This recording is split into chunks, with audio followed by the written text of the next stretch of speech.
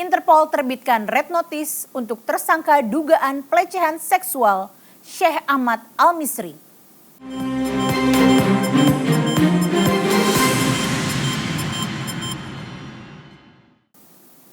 Interpol resmi menerbitkan red notice terhadap Syekh Ahmad Al-Misri yang telah ditetapkan sebagai tersangka dalam kasus dugaan pelecehan seksual terhadap sejumlah santri.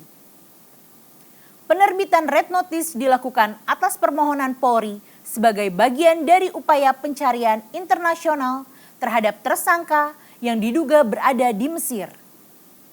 Divisi Hubungan Internasional Polri menyampaikan, Interpol menerbitkan red notice terhadap Syekh Ahmad Al-Misri pada 9 Juli 2026 dengan nomor A10808-7/2026.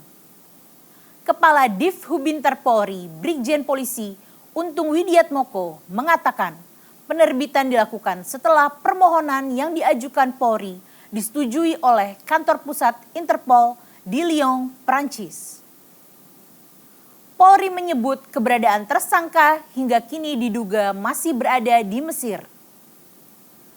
Dengan diterbitkannya red notice, aparat penegak hukum di negara-negara anggota Interpol dapat membantu melacak dan melakukan penahanan sementara sesuai ketentuan hukum yang berlaku di masing-masing negara.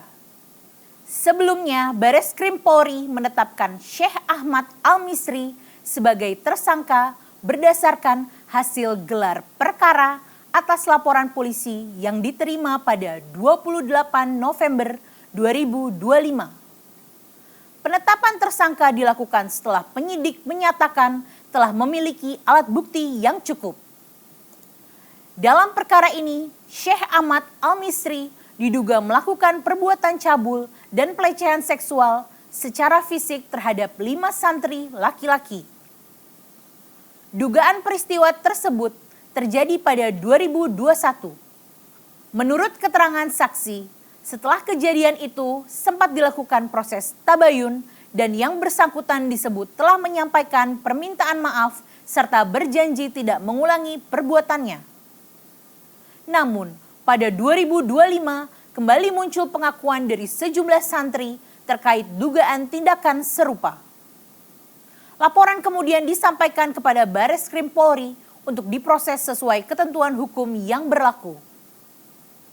Berdasarkan data Interpol, tersangka tercatat dengan identitas Ahmad Abdel Wakil El Sayed Mohamed, lahir di Kalyubia, Mesir pada 1 Januari 1987 dan disebut memiliki kewarganegaraan Indonesia melalui proses naturalisasi.